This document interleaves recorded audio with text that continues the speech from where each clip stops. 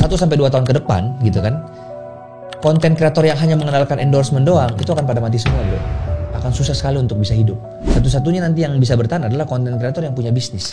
Emang dari awal itu lu kebayang nih, gue mau nikah nih, ya udah gue budgetin 6 miliar. Enggak. Kayak nambah lagi. Lagi. Jadi kita awalnya cuman budgetingnya itu 2M sebenarnya. Oke, budget awal 2M. 2M. Gimana ceritanya 2M ini jadi grow sampai 6M?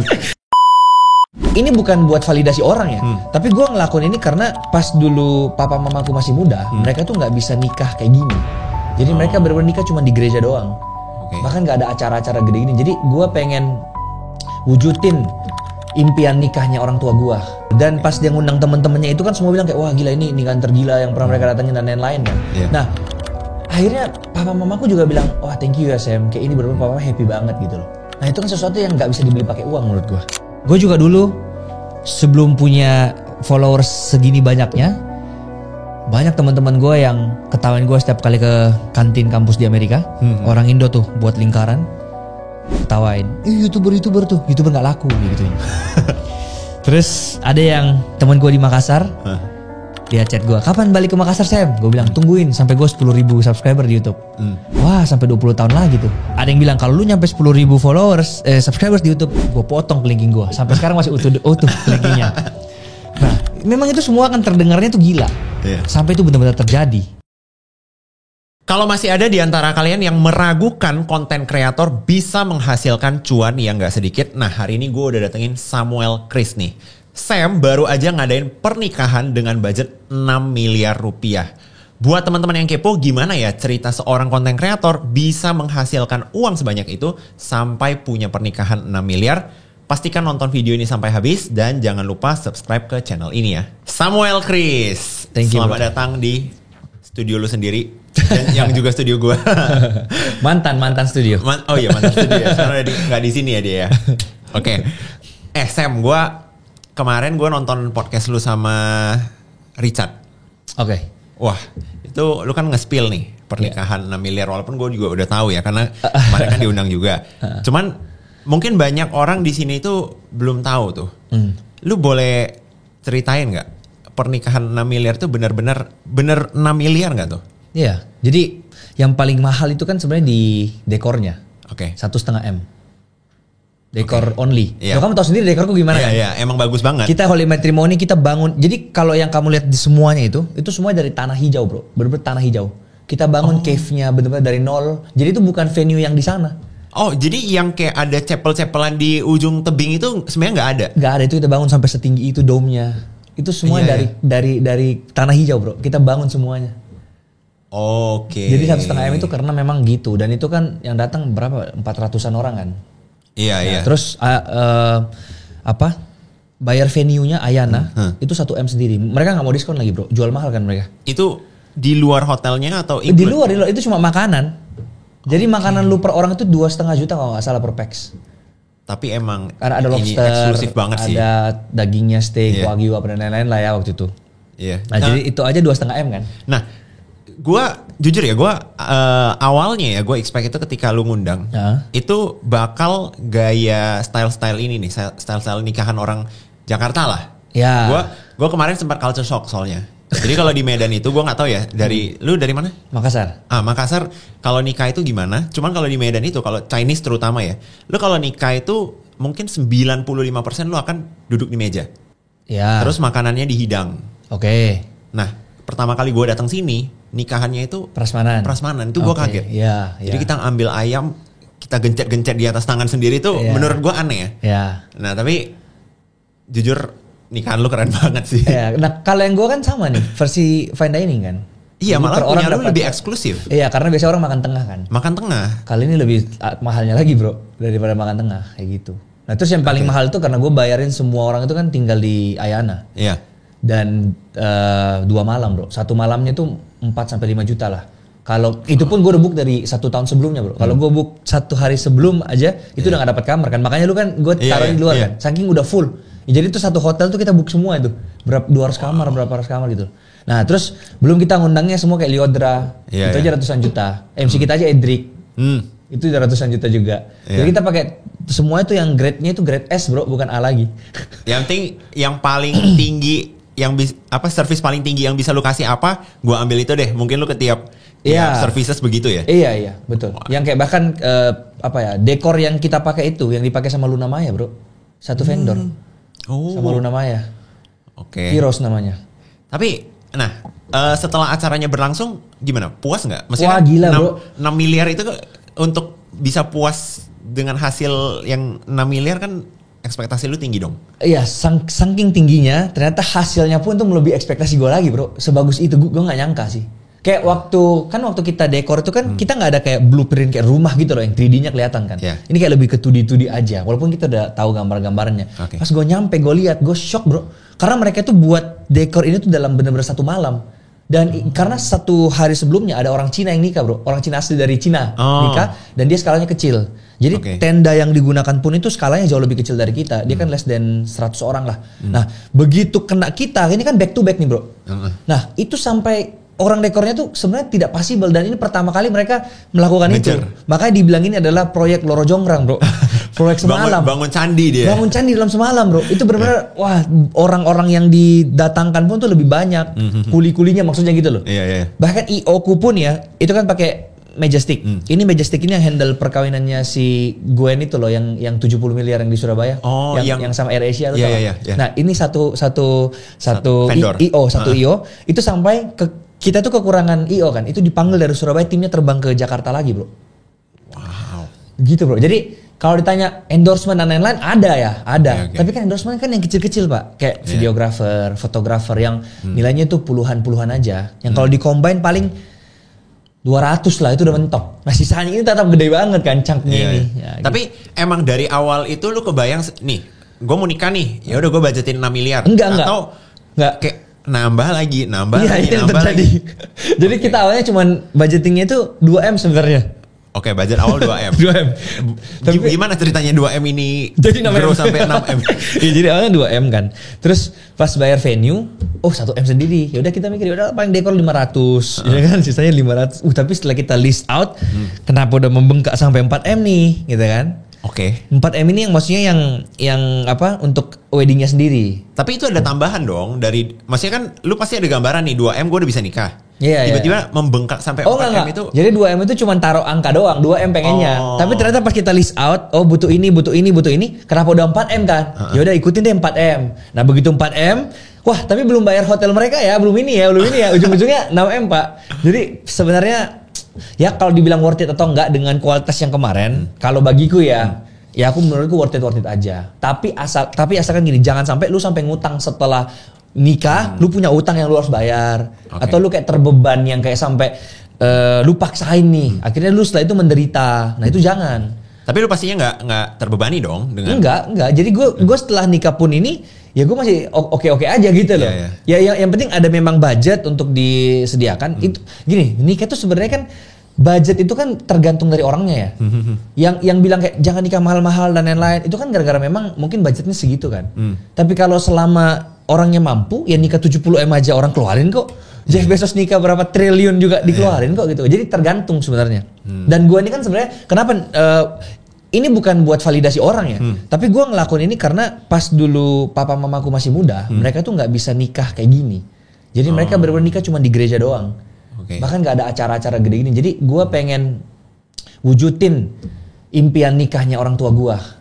Kayak mereka bisa melihat lah. Betul. Dan merasakan. Betul.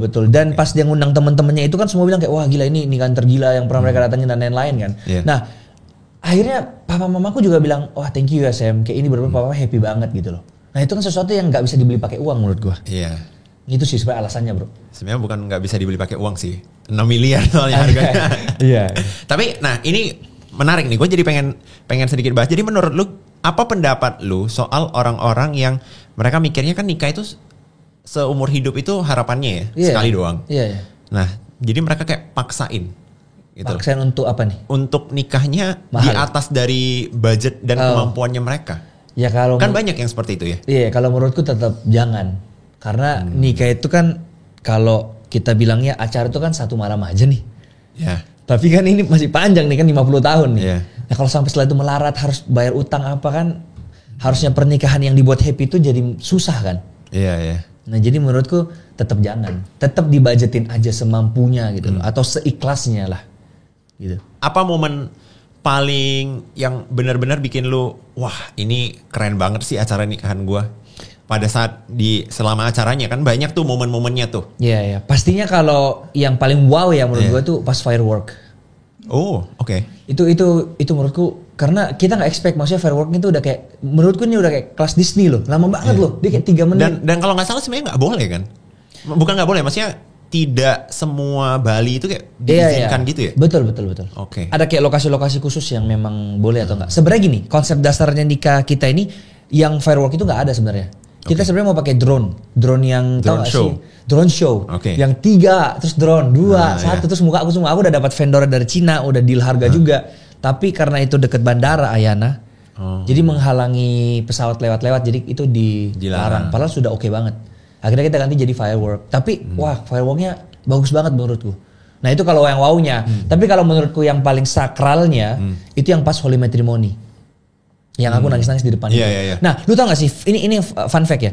Gue dari bangun tidur dari jam 5 lah ya, udah make up dan lain-lain, sampai jam 3 sore pas holy matrimony, itu gue bener-bener gak merasakan yang namanya happy loh. Jadi apa yang lu rasain? Ngantuk. Jadi fun fact-nya sudah tepai, sudah foto-foto sama keluarga ya kan. Terus ya pokoknya semua prosesi lah kita lakukan. Itu gue sampai nanya gitu di titik yang kayak, katanya happy ya nikah. Kok gue gak merasakan apa-apa. Gue bener-bener kayak se-flat itu. Gue bener-bener tidak ngerasain apa-apa. Sampai gue mempertanyakan diri gue sendiri loh. Apakah gue yakin nih? Iya kayak, apakah ini kayak gue pengen ya? Kok kayak gini banget ya nikah ya? Kayak gue jadi ngantuk, gak ngerasain apa-apa. Itu yang gue rasain.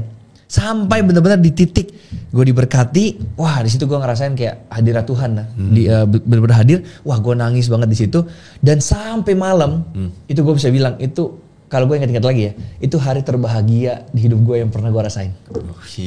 Titik baliknya itu pas holy matrimoninya itu bro.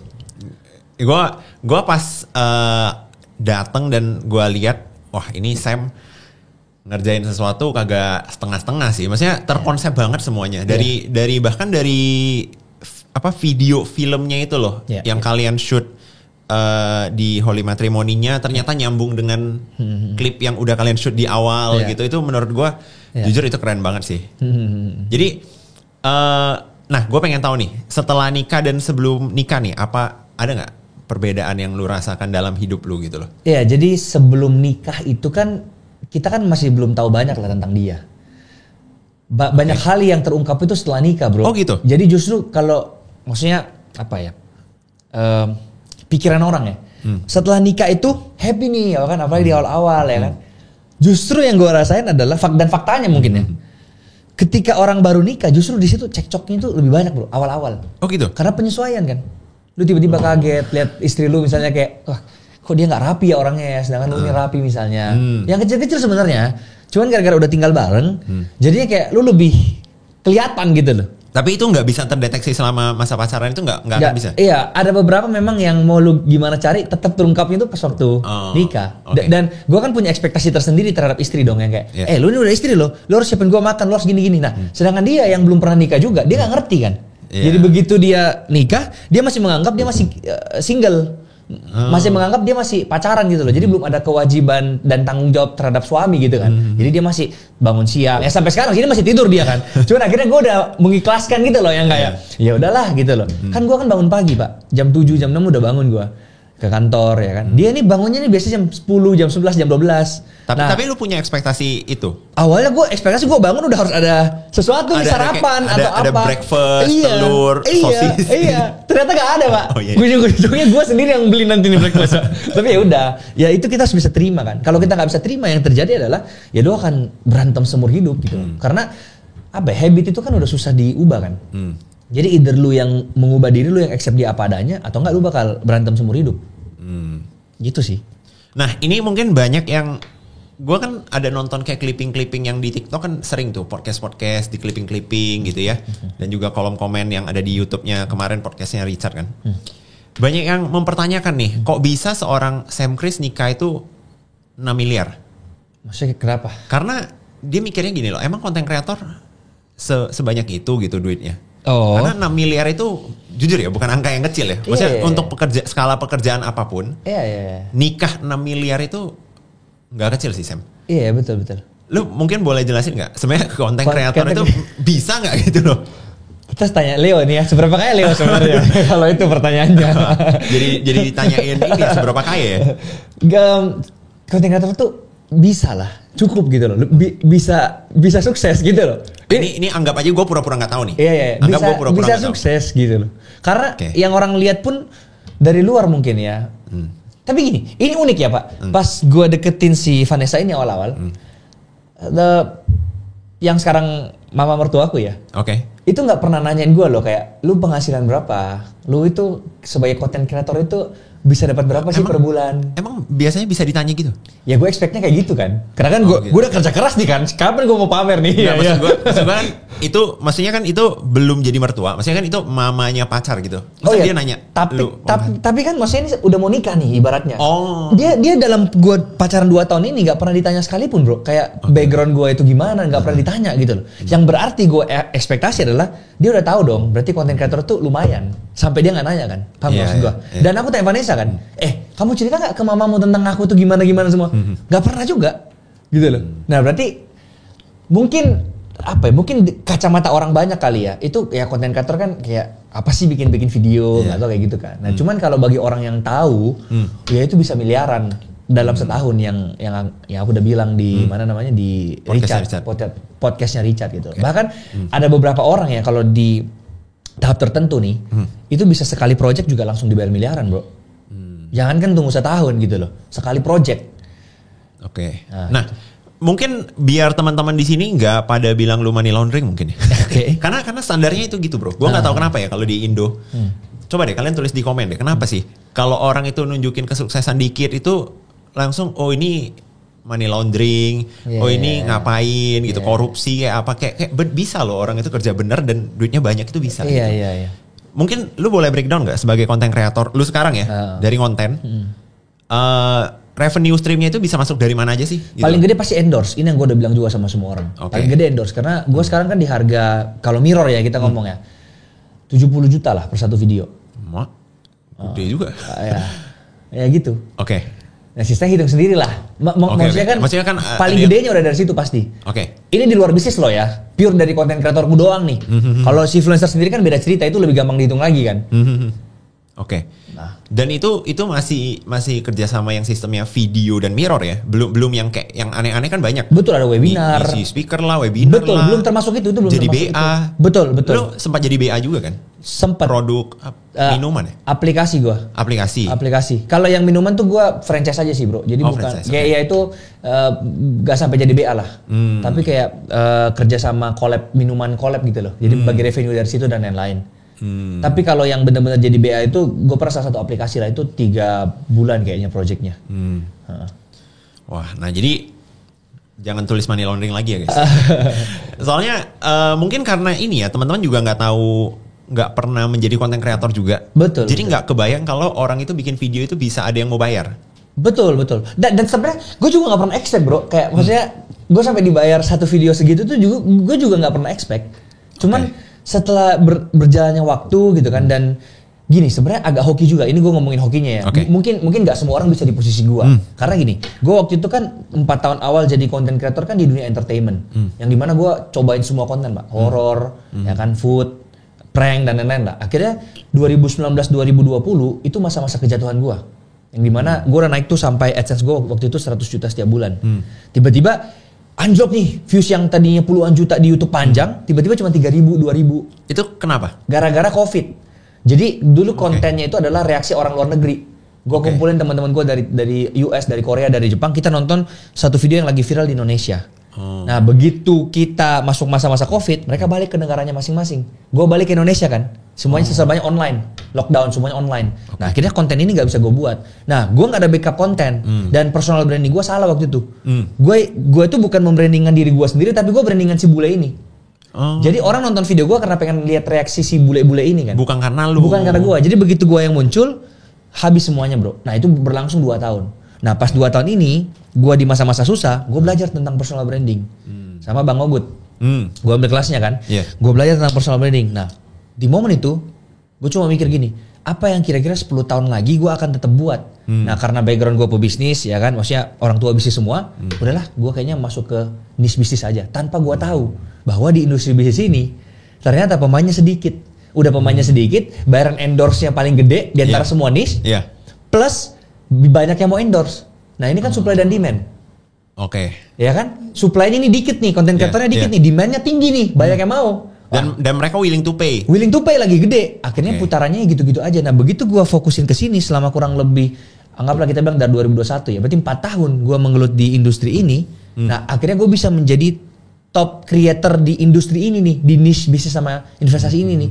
Gue jadi salah satu face-nya lah sekarang. Ibaratnya kayak gitu kan. Nah sedangkan siapa-siapa lagi sih konten kreator di sini. Jadi putarannya itu-itu aja. Jadi begitu satu connect ke kita, itu bakal terus-menerus tuh. Karena mereka mau nggak mau siapa lagi yang dibayarkan. Nah hokinya tuh di situ tuh bro. Makanya gue bisa lebih stabil, bisa lebih tembak harga juga lebih tinggi, plus gue juga bisa kasih kualitas kan. Nah jadi itu yang membuat ada repeat order dan lain-lain. Nah tapi kalau kita ngomongnya secara keseluruhan, yang gue lihat ya, teman-teman gue yang konten kreator middle tier sama yang low tier, itu sudah pada mati bro sekarang untuk endorsement.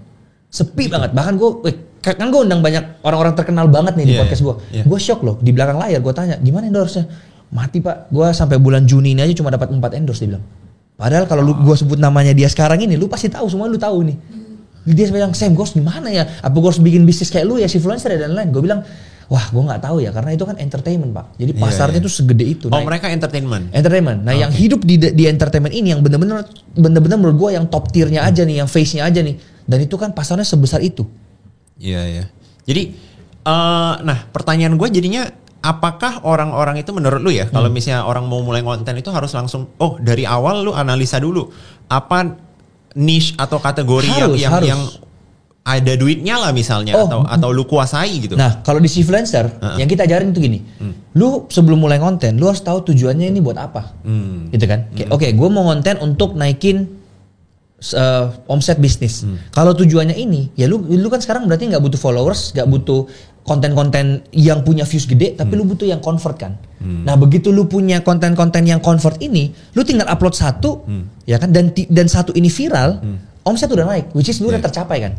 Nah konten-konten untuk conversion ini itu beda loh tipenya sama konten-konten untuk naikin engagement. Contohnya ya, konten-konten yang naikin sales itu seperti hate comment, testimoni, ya kan, kemudian personal experience. Nah ini jenis-jenis inilah yang lu bisa pakai untuk ujung-ujungnya hard sell banget, tapi orang tetap tonton dari awal sampai habis, retention rate tetap tinggi, viral, banyak yang beli. Nah ini yang harus difokusin sama mereka dari awal bro.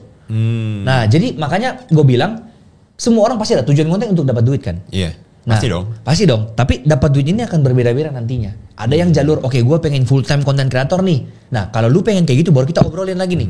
Berarti apa nih yang kira-kira bisa cepet naiknya, banyak dapat followers, baru lu fokusnya ke endorsement. Itu bisa kayak gitu juga. Kayak contoh murid gue, Mary Edwin, yang sekarang di LL kan. Nah, dia kan sekarang cepet banget tuh grow-nya. Penghasilan utama dari endorsement. Nah, tapi ratusan murid gue yang lain, itu banyak yang dari bisnisnya itu. Misalnya ada, gue boleh sebut brand gak ya? Atau nggak usah sebut brand aja, gak apa-apa. Cuman takutnya dia kebongkar rahasianya. Gue ikut influencer nih misalnya nih ada toko HP lah kita bilang. Toko HP. Nah dia ada satu video sekarang, bisa yang chat itu banyak banget bro.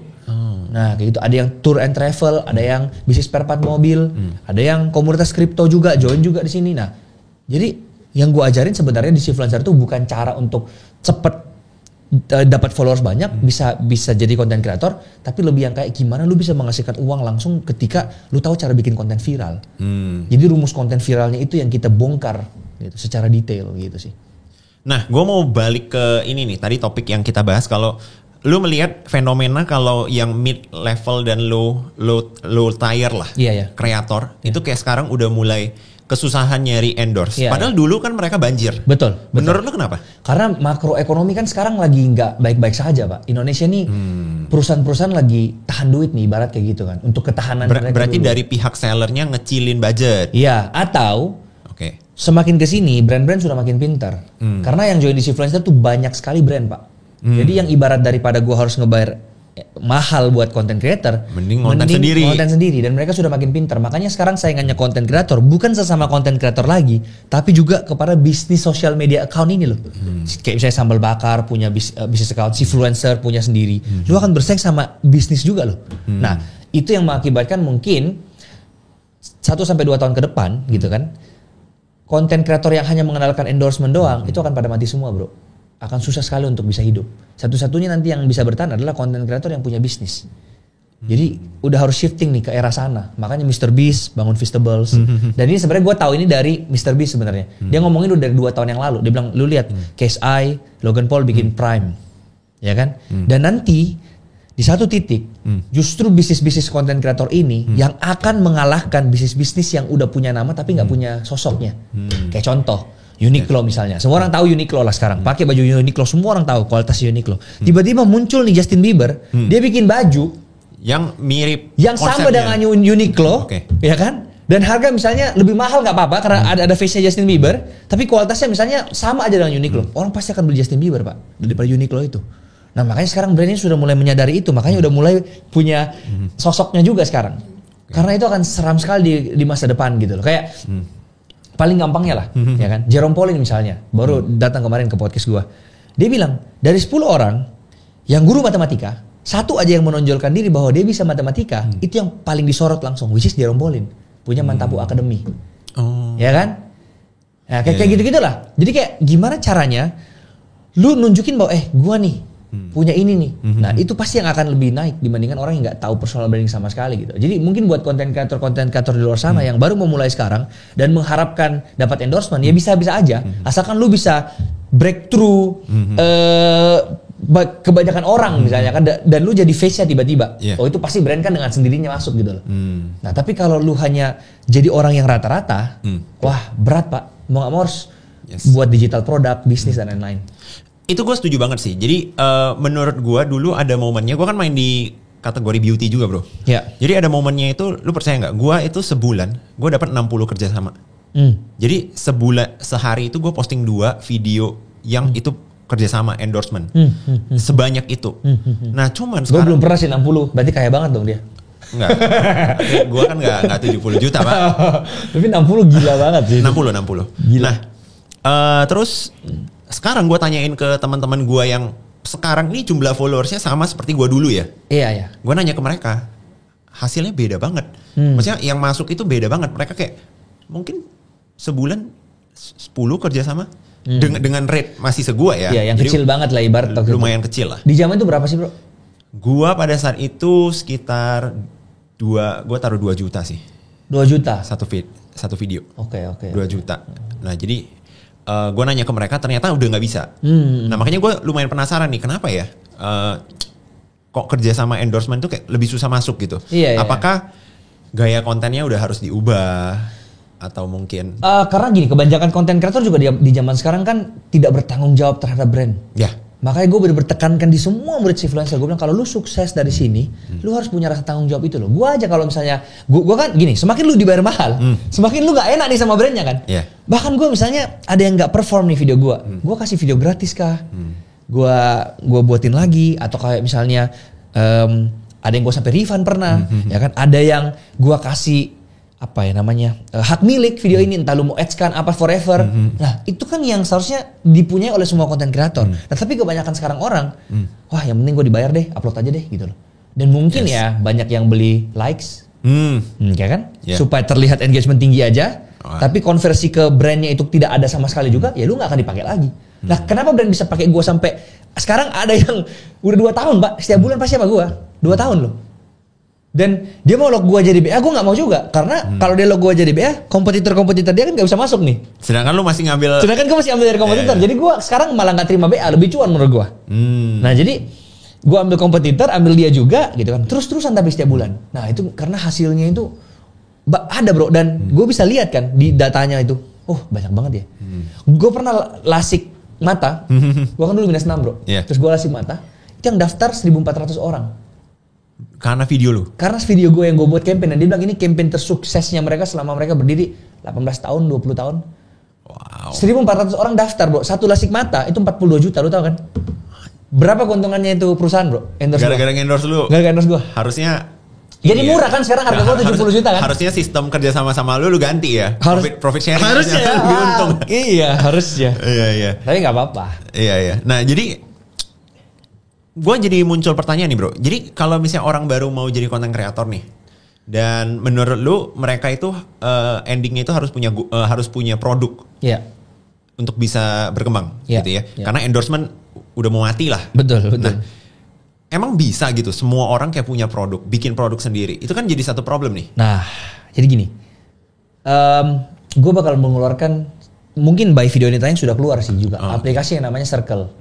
Nah, Circle ini komunitas di dalam Sifluencer yang kita buat dalam bentuk aplikasi juga. Nah, disinilah kita mengajarkan mereka gimana caranya untuk mencari duit lewat konten. Ya kan, mencari duit lewat konten viral dengan berbagai segmen. Jadi ada kita ngajarin cara bikin video untuk jualan digital produk misalnya. Tapi kalau kayak tadi yang lu bilang, apakah semua orang bisa? Kalau memang nggak bisa, ada pilihan kedua nih. Misalnya kita ajarin mereka cara jadi agen properti. Lu jangan salah, lu jadi agen properti nih, lu promosi satu rumah, video lu ditonton misalnya 5 juta orang. Kayak video gua lah, review rumah Dr. Richard, 46 juta yang nonton. Berapa sales pak dari satu video itu aja? Instan itu, bener-bener dari satu video. Kalau viral ya, makanya lu harus tahu dulu cara bikin konten viral. Karena kayak begitu kamu tahu cara bikin konten viral, lu mau live di TikTok nih, kayak gua nih hari ini live di TikTok, gua promosi live gua nih, viral videonya, orang banyak join live, lu affiliate di sana, jadi duit lagi kan? Nah jadi apapun itu bisa jadi duit ketika lu tahu cara bikin konten viral dulu kan. Nah itu yang kita bener-bener taruh semua materi itu di Circle Sifluencer itu. Jadi pilihannya kita kasih banyak memang. Ada agen, untuk sekarang yang ada itu buat digital product, agen asuransi, agen properti, affiliate, endorsement. Nah itu. Tapi yang isi itu berarti ada kayak mentor masing-masing gitu ada ya? expertise-nya. Betul. Nah kalau yang gue ajarkan di situ tuh affiliate sama, bukan affiliate bahkan. Endorsement. Jadi kayak gimana caranya lu bisa dapat endorsement yang stabil, cara lu nge-reach out ke brand gimana, dan lain-lain. Jadi mungkin untuk menjawab pertanyaan itu. Jadi, nah ini mungkin teman-teman di sini udah ada yang pernah dengar Sifluencer ya. Sifluencer itu kan konsepnya itu kayak bootcamp. Ya. Apa beda Sifluencer dengan Circle ini nanti gitu loh? Apakah Circle ini produk yang berbeda, atau lu harus ikut Sifluencer baru lu dapat akses ke Circle, atau gimana nih? Nah, jadi bootcamp ini sebenarnya kita akan tutup kan. Jadi Agustus ini adalah bootcamp terakhir Sifluencer. Dan udah full? Setengah. Sekarang kan masih bulan 6 pak.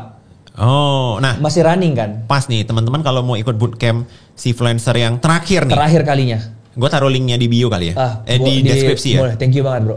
Thank you banget. Nah pokoknya itu terakhir dan kita akan tutup ya kan. Kita yang menerima 120 orang.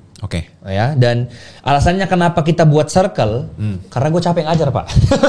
Gue udah 2 tahun ngajarin 700 orang gitu kan, setiap minggu gue ngajar. Sabtu ini gue ngajar lagi, itu capek banget karena gue harus berdiri 3 jam gue ngajar gitu kan. Terus tapi gue nggak sesali gitu loh bangun ini, karena gue ngelihat orang-orang yang dari bukan siapa-siapa jadi siapa-siapa sekarang, dari yang nggak bisa hasilkan uang sampai hasilkan ratusan juta sampai miliaran sekarang.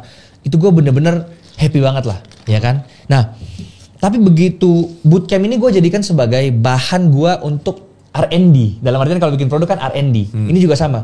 Gue jadikan momen dimana 2 tahun gue buat bootcamp ini itu sebagai tempat gue bisa testing kurikulum ini ke ratusan orang. Dan setelah gue testing bro, hasilnya adalah dari 700 orang ini terkumpul sekitar 25 juta followers.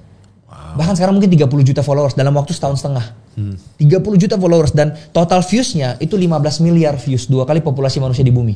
Dan ini hasil sudah mengalahkan hasilnya NAS Academy yang internasional bro. NAS Daily itu bikin program kan, NAS Academy namanya. Nah dia muridnya 200.000 orang, hasilnya grownya cuma 15 juta followers. Aku cuma 725 juta, hampir 30 juta, udah 2 kali lipat daripada dia. Nah setelah udah dapat nih, wah ini nih formulanya tuh ini ternyata ya, udah dapat nih kan formulanya. Kita buat buku lah yang namanya Mega Creator. Kita buat Circle sekarang, yang dimana materi yang seharusnya lu dapatkan untuk masuk bootcamp ini 10 juta bayarnya, lu di Circle cuman 250.000 per bulan. Wow. Nah jadi ini tuh sama, cuman bedanya sekarang gue bisa menjangkau lebih banyak orang lagi. Karena kan pas gue buat bootcamp ini kan orang pada protes kan, wah kemahalan nih gue mau join nggak bisa dan lain-lain. Nah ya karena ada mentoring one-on-one di bootcamp ini dan lain-lain. Nah begitu kita switching ke Circle, semua orang akhirnya bisa join ini karena udah terjangkau banget. Tapi bukan berarti di circle hanya video yang kita rekam terus lu belajar sendiri ya. Enggak. Namanya komunitas pasti ada mentornya dong. Nah, makanya berarti tetap bisa konsultasi. Tetap, dan ini sifatnya tetap live. Jadi mentoring kita itu bahkan yang kalau di sini itu 1 minggu 1 kali one on one, berarti sebulan cuma 4 kali. Kalau di circle 12 kali dalam sebulan. Seminggu 3 kali live. Tapi yang nge-live itu mungkin ada mentor-mentor gua ya. Nah, ya sama aja kan. Yang di sini juga mentoringnya juga mentor gua kok. Berarti sistemnya itu ntar mereka kayak ada jadwal pastinya nge-live. Betul. Kapanpun ada pertanyaan masuk ke Betul. live-nya langsung nanya. Betul. Dan kalau pertanyaan tidak terjawab di pada saat live-nya 3 ini, karena kan ini mungkin ada beda konten, beda skrip misalnya gitu kan, nggak terjawab, kita tetap ada grup yang siap menjawab pertanyaan itu kapanpun. Jadi ada mentornya juga di dalam grup tersebut gitu loh. Jadi pasti semua pertanyaan akan terjawab. Dan gue mungkin akan tetap ikut nge-live sebulan sekali, sebulan 2 kali. We will see lah. Untuk masalah kayak gitu-gitunya. Nah cuman bener-bener yang di circle ini kita mau itu orang-orang bisa menghasilkan uang itu langsung direct ketika videonya viral. Jadi bukan kejar endorsement lagi, bukan kejar berarti kita jadi content creator setahun dulu ya, enggak. Kita ngajarinnya itu bener-bener dari hari pertama video lu viral. Asalkan lu tahu gimana caranya masukin endorse-nya kah, masukin affiliate-nya kah, masukin promosinya kah, lu langsung bisa dapat duit di situ. Dan kalau misalnya let's say ya amit-amit nih, dia nggak bisa nih ternyata kan, nggak bisa jualan digital product dan lain-lain. Di kita tuh ada kompetisi setiap bulan bro. Jadi kalau dengan views terbanyak 1, 2, 3 kita kasih duit cash. Jadi lu jualan 250.000 dan lu tiba-tiba misalnya menang nih, viewsmu terbaik nomor 1 nih di bulan pertama, lu dapat 1 juta. Udah 4 kali lu cuan. Udah akun lu berkembang, lu dapat. Udah sukses, dapat duit lagi, balik lagi duit lu. Iya. Nah, itu circle yang udah rilis. Keren. Dan kenapa harganya dibuat 250.000 sebulan itu kan maksudnya jauh dibanding si influencer sekarang kan? Betul. Nah karena kita pengen mainnya di quantity yang kali ini kan. Kalau ini kan benar-benar kualitasnya yang benar-benar kayak gua ngajar terus ya bayangkan Pak kalau 1.000 orang Pak gua mau sewa ruangan di mana kan? Iya. Sekarang aja gua buat di kantor kita aja udah sese-sesean semua kayak gitu. Nah ini kan begitu kita digitalisasi, kita saatnya scale up dan orang-orang banyak banget soalnya yang gue lihat ya orang punya keinginan bener-bener loh untuk jadi content creator, tapi untuk bayar 10 juta udah tidak mampu gitu loh untuk tahapnya content creator gitu loh. Nah jadi gue buat ini untuk memang semua orang bisa join di circle ini gitu. Jadi, nah gue punya pertanyaan nih, kalau misalnya lu kan udah training berapa ratus orang gitu kan untuk ngembangin akun. Apakah ada satu benang merah kenapa seseorang itu akunnya bisa berkembang dan kenapa dianya stuck? Oke. Jawabannya cuman di orang itu lagi. Karena ilmu yang gue berikan kan sama nih. Yang ngajar juga sama, mentor juga sama. Tapi kenapa si A cepet banget sukses, yang B nyangkut? Balik lagi ke orangnya ini. Apakah dia mau beneran nggak konsisten nguploadnya? Apakah begitu kita kasih feedback, dia mau nggak perbaiki dan improve di next kontennya? Atau orang satunya nih yang nggak berkembang, nggak bikin konten. Kalau ditanya kenapa nggak join kelas, nggak join mentoring, sibuk nih, ada urusan ini. Balik lagi ke orang itu aja. Gua aja 8 tahun Pak, jadi content creator bisa ada di titik sekarang tuh butuh 8 tahun. Jadi bukan kayak instan semalam gitu loh. Udah gua kerja dari umur 17 tahun.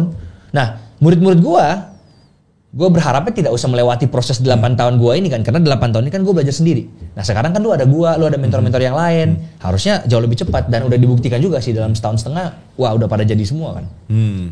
Dan apakah ada pengaruh kayak, lu pernah nggak ketemu murid yang dia itu udah berusaha nih, dia udah posting nih, lu udah ajarin juga nih, tapi nggak naik-naik, nggak pernah? Nggak pernah. Begitu dia di tahap video ke-10, tetapi kalau pertanyaan yang tadi ya, apakah banyak gak murid udah belajar, upload video pertama, kedua, ketiga, tetap gak viral? Banyak. Tapi kalau dia benar-benar konsisten terus nih, upload sampai video ke-20, ke-25, pasti ada titik di mana dia kayak boom, dapat winning kontennya, setelah itu wah langsung gini.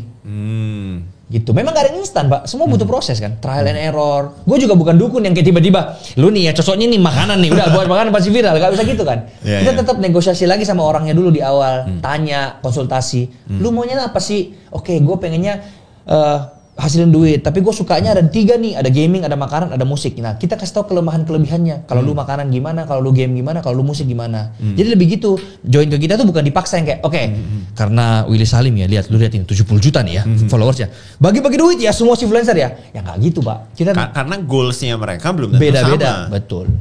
Iya. Nah jadi kalau untuk sekarang nih yang paling banyak berhasil nih dari jebolan si influencer ya, itu banyakannya business ownernya atau kreatornya?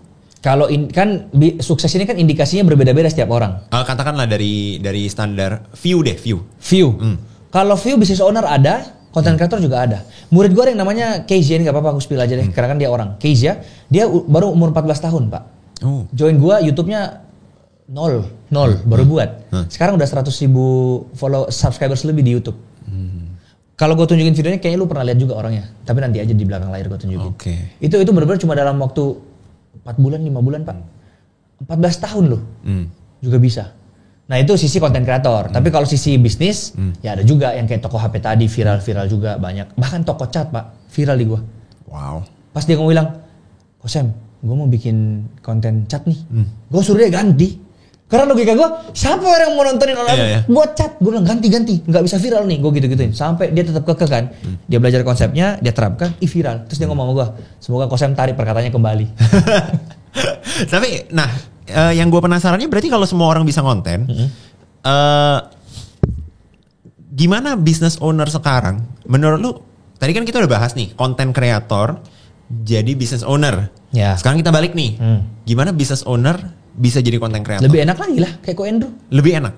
Lebih gampang menurut lu? Lebih gampang, kan Ko Andrew ngomong di bootcamp Influencer kemarin. Dia bilang, gue bangun pusat emas, baru 3 bulan, itu omsetnya udah setara dengan 3 tahun ibaratnya. Ekspektasi dia jauh. Jadi dia cuma set target sekian, hasilnya 100 kali lipat, 1000 kali lipat. Dia ngomong gitu ke gue. Tahu gak dari mana? Konten. Dia pakai lu, dia pakai Andy Sugar, di boost iklan di situ. Datang semua ditanya, "Bu, tahu dari mana, Bu?" Ko Andrew. "Tahu dari mana, Bu?" Ko Andrew. Semua gara-gara sosmed. Konglomerat aja mau memanfaatkan sosmed. Kalau kita pikir ngapain, kan dia udah kaya. Tapi tetap menggunakan sosmed. Bapak presiden kita lah, Prabowo. Juga konten. Makanya nih teman-teman ya, banyak banget yang bilang ke gue, "Kok gue gak punya waktu konten?" Itu selalu gue tanyain langsung sih, "Emang lu presiden lu? Presiden aja konten? Mas Gibran aja bikin YouTube? Bikin YouTube panjang gitu kan, ngomong sibuk banget lu ngurus negara lu gitu." Iya, betul. Oke, nah jadi anggaplah ada seorang business owner nih, katakan dia punya bisnis yang konvensional. Iya. Buka toko lah. Dan dia itu baru mau mulai memanfaatkan digital, baru mau masuk nih, konten kayak iklan kayak apa kayak gitu kan. Apa hal pertama yang bisa lu sarankan ke orang ini? Ya, lu harus tahu gimana caranya membuat konten yang ditonton orang dari awal sampai habis. Retention rate-nya dulu kan yang difokusin. Jadi terlepas dari apapun isi kontennya, kalau orang bisa nonton video lu dari awal sampai habis, pasti viral kan. Jadi itu. Nah, tapi kan pertanyaan besarnya gimana caranya buat video yang ditonton orang dari awal sampai habis. Nah, itu lalu harus belajar dari buku mana nih? Ini nih. Atau join Influencer. Iya. Influencernya udah terakhir lagi nih. Join Circle. Ya itu pokoknya belajar cara bikin skripnya, cara ngomongnya, cara personal brandingnya, cara editannya gimana dan lain-lain. Aku nggak pede bang. Nggak pede muncul depan kamera. Aku introvert bang. Ya pokoknya kalau selama orang bisa nonton video lu dari awal sampai habis tetap viral. Mau nggak ada muka pun tetap bisa viral. Lu pernah gak sih nontonin ada konten orang yang hanya ngomong-ngomong doang, tapi videonya tuh ambil dari Minecraft yang bangun-bangun, tau gak sih yang bangun Minecraft? Itu views-nya gede-gede Pak. Nah, gue punya pertanyaan tuh, kalau akun-akun kayak gitu dia dapat duit dari mana ya? AdSense YouTube. Jadi dia bangun 100 account. Oh, tapi kalau di TikTok berarti nggak ada duitnya dong ya? Nggak bisa dapat endorse juga kan? Iya. Tapi dari AdSense YouTube itu namanya kan kayak Clipper. Clipper kan sekarang pada kaya-kaya bro, gara-gara udah dapat. Di klip di YouTube. Di klip di YouTube, dia ambil podcast orang, nge-clip, dapat AdSense. Oh, dan itu boleh? Boleh, dan ada orang yang bikin program untuk membayar Clipper juga kan. Jadi dapat penghasilan juga dari situ. Oh. Tapi lu nggak bikin? Gua nggak. Kenapa lu nggak bikin Clipper ini? Masih fokusnya belum ke sana kali ya. Dan kalau gua yang di klip kan bukan gua yang ngomong. Kan bintang tamu gua yang ngomong. Jadi gua dia yang makin terkenal, gua nggak kan. Gua kan cuma terkenal sebagai host. Iya, harusnya ini podcast lu datang sebagai tamu, lu di klip nih. Oh iya, boleh. Kali ini boleh. Tapi kan gua jarang-jarang. Iya. Gua jarang-jarang ke podcast orang, Pak. Lebih sering gua yang bikin podcast kan. Nah, gua mau bahas tentang seorang triliuner masuk ke Influencer. Ada Ko Andrew invest ke Influencer. Itu boleh diceritain nggak ke teman-teman gimana prosesnya? Dan menurut lu apa sih yang dilihat Ko Andrew yang bisnisnya konvensional, gadai dan emas, kok tiba-tiba dia mau invest ke hal yang berbau digital gitu? Sebenarnya ini aku bukan mau merendahkan Ko Andrew atau apa ya. Tapi sebenarnya memang bukan aku sih yang kayak pitching ke Ko Andrew yang kayak sampai "Ko, ayo join" sampai bawa pitch deck dan lain-lain, itu enggak. Tapi kita sharing aja waktu itu, kayak aku ceritain tentang apa yang aku kerjakan dan beliau tertarik untuk join ke kita. Oh berarti kok Andrew yang menawarkan diri? Ko Andrew yang tertarik, betul. Oke. Jadi kayak, ayo kalau gitu gimana kalau bisa kita kerjasama? Kan Ko Andrew kan setiap kali opportunity kan dia mau semua kan gitu loh. Dan begitu aku lihat sosok Ko Andrew nih yang mau join, karena sebelum itu banyak banget yang mau join ke kita. Tapi kita tolakin semua karena kita ada pengalaman pahit lah. Salah satunya teman saya juga nih. Sampai sekarang masih belum di-approve. Iya. Oke lanjut. Iya, jadi ada beberapa orang yang mau jadi investor kita, tapi kita tolakin semua kan, ibarat kayak gitu. Nah, karena pengalaman buruk itulah yang di masa lalu kita ada bangun startup juga, maksudnya sebelum Sifluencer, ada yang namanya Sekilas Aja, itu sampai pokoknya konglomerat juga lah, join, dan kita ujung-ujungnya bubar lah gara-gara pengalaman buruk itu. Akhirnya aku nggak bisa terima sembarang investor. Nah begitu kok Andrew bilang dia mau join, wah aku bilang ini orang gimana backgroundnya, kita baru ketemu, kita nggak kenal. Itu nggak langsung ngomong sekali langsung deal gitu loh. Kita harus makan sekali lagi, ketemu beberapa kali, kita obrolin lagi. PDKT lah. Iya, kayak mengenal dulu lah. Visi misinya kok Andrew ini gimana sih orangnya gitu kan. Mungkin dia juga ngeliat dari aku sebagai founder gimana sih Sam juga orangnya. Nah baru setelah kita ngerasa cocok, barulah kita mulai bahas masalah gimana nih valuasinya, gimana kerjasamanya dan lain-lain. Baru dari situ baru kita deal. Gitu. Nah apa yang kita lihat dari Ko Andrew di saat kita sudah deal adalah aku ngeliat gini, orang ini tuh spesial menurutku. Walaupun dia udah sekaya itu, prinsip dia tetap satu bro. Dia nggak mau sampai orang lain tuh rugi. Jadi kalau dia ngelihat bisnis-bisnis yang menghalalkan segala cara untuk mendapatkan uang, dia nggak mau invest di situ. Dia maunya itu benar-benar orang lain untung, ya kan ada apa ya? Ini barang ini ada memang value yang nyampe ke itu end usernya. Itu. Oke. Nah begitu dia lihat itu, baru dia mau tuh. Nah aku lihat, oh kok jarang ya. Sedangkan yang aku tahu banyak pebisnis tuh pokoknya yang penting kaya dulu. Nah dan surprisingly dia kan masuk sebenarnya cuma 10%. Surprisingly begitu dia join, dia tuh men-treat company itu seperti 100% punya dia. Jadi bukan kayak gua mah cuma 10%, pasif aja deh gitu loh. Enggak, dia malah bantu pikirin konsepnya. Dia sampai kayak semua resources yang gue punya lu boleh pakai. Misalnya gue punya orang ads nih. Yang kemarin contoh pusat emas kan jalan banget tuh ads-nya. Si Hadi. Nah itu kan, tapi kan Hadi kan train di bawah-bawahnya tuh. Nah dia bilang oke, panggil tim Sifluencer lah, belajar sama tim gue lah yang di bawah-bawah ini. Dia bener-bener kayak men-treat company itu seperti punya dia gitu loh. Bener-bener 100%. Dia bener-bener sampai pas kita lagi ngajar bootcamp dia tiba-tiba datang. Nah gue kan kayak ini orang gabut banget ya datang ngajar juga.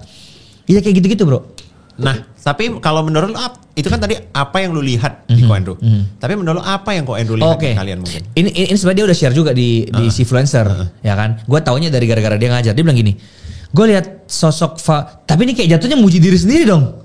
Ya nggak apa-apa kan, itu udah dia sampaikan. Udah disampaikan ya? Disampaikan. Oh iya. Dia bilang, gue ngeliat sosok dari Sam dan Joy-nya, dia bilang bahwa mereka berdua ini kalau bikin produk itu nggak pernah setengah-setengah.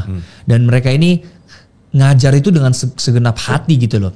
Dan dia benar-benar ngasih itu 100% untuk kalian semua.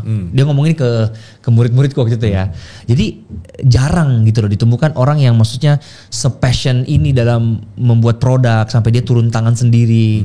Dia ngasihnya tuh benar-benar 1000% yang dia punya.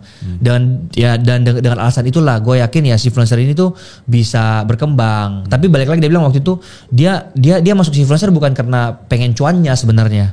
Karena dia memang suka sama foundernya aja, makanya dia join.